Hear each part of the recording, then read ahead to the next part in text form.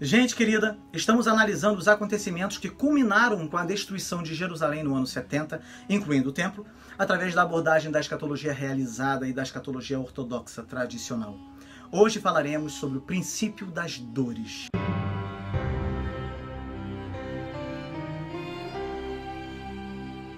Se você ainda não assistiu aos dois vídeos principais, eu os colocarei na descrição desse vídeo e nas duas janelinhas que aparecerão no final desse vídeo. Vimos que em Mateus 24, a pergunta dos discípulos era composta de 3 elementos. Quando o templo seria destruído, quando seria o fim do mundo, ou a consumação dos séculos, E quando o Senhor retornaria em glória. Os versos 5 ao 37 apresentam a resposta de Jesus. Estes assuntos estão misturados no mesmo sermão, de maneira que não é muito fácil separá-los, daí a confusão que todo mundo faz.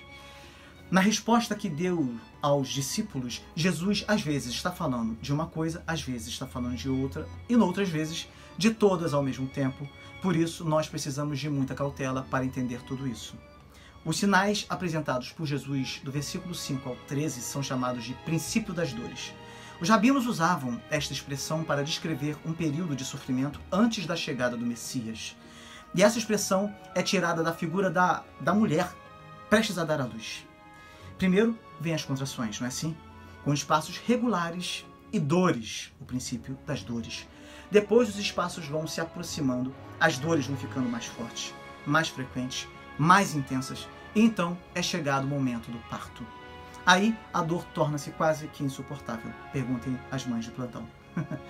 O primeiro sinal descrito por Jesus é o surgimento de falsos profetas. Jesus diz que eles viriam em grande número e que viriam em seu nome, dizendo, eu sou o Cristo, e enganariam a muitos.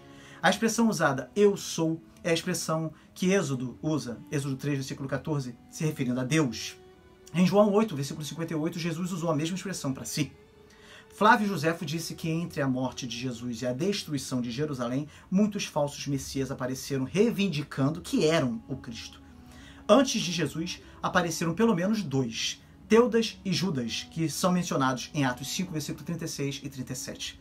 Logo após a destruição de Jerusalém no ano 130, apareceu um judeu chamado Bar-Koba, que anunciou ser o Messias e, através da história, dezenas e dezenas de pessoas têm aparecido se passando por Jesus.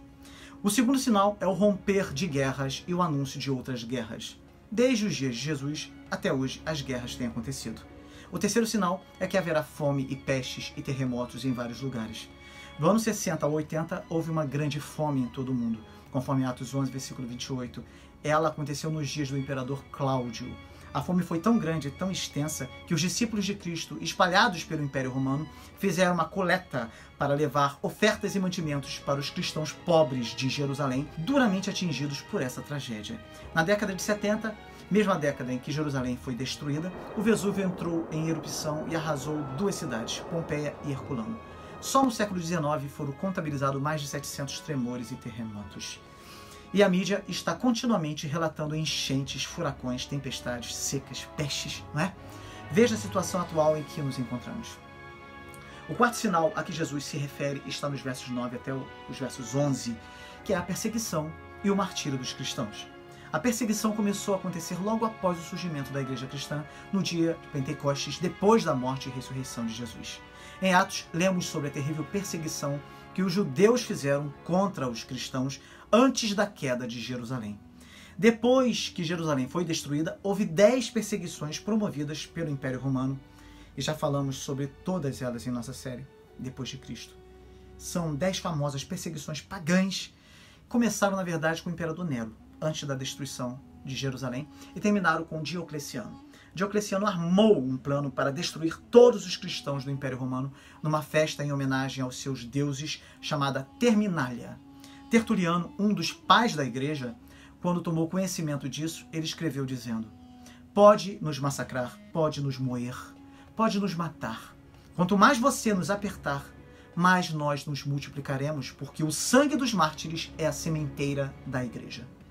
Na Idade Média e após a Reforma, começaram as perseguições da Igreja Católica.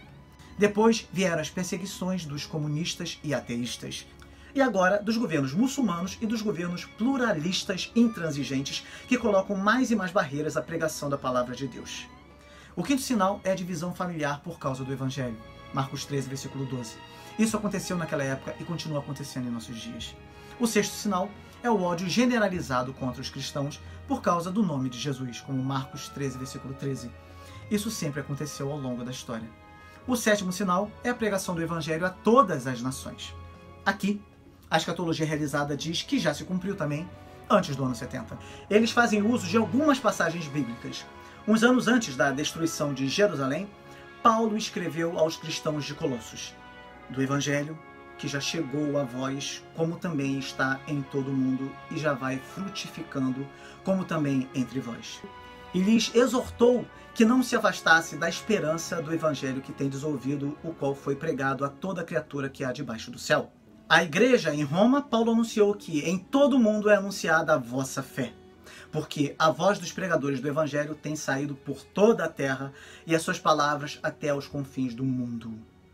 Os ortodoxos dizem que Paulo faz constantemente o uso de um hebraísmo para toda a raça humana, e particularmente se referindo às duas grandes divisões da humanidade, os judeus e os gentios. A ambos o Evangelho foi pregado, e a cada um a salvação por Cristo foi igualmente oferecida.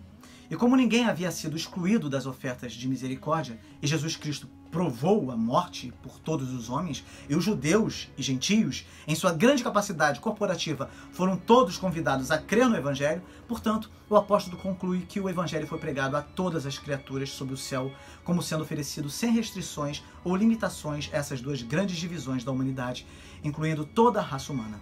Os ortodoxos, portanto, dizem que no ano 70, grande parte do mundo conhecido já havia sido evangelizado, mas não o mundo inteiro. Caso contrário, não haveria tão grande número de nações e povos que nunca ouviram falar do Senhor Jesus, os quais foram a razão da pregação na Idade Média, após a Reforma, e especialmente no período moderno da história da Igreja, com o surgimento das missões de fé e no moderno movimento missionário. Segundo o critério do Joshua Project, dos 16.300 povos que existem no mundo hoje, cerca de 6.500 são povos não alcançados. Isso pode ser uma prova de que o Evangelho não havia alcançado todo o mundo antes do ano 70. Qual a sua opinião? Todos esses sinais já se cumpriram ou de fato o Evangelho ainda não foi pregado a todas as nações? Deixe o seu comentário, isso vai contribuir muito para a análise que estamos fazendo. E amanhã falaremos sobre o abominável da desolação. Inscreva-se no canal e ative todas as notificações para não perder nenhum vídeo. Deixe também o seu like e até amanhã, com a graça de Deus.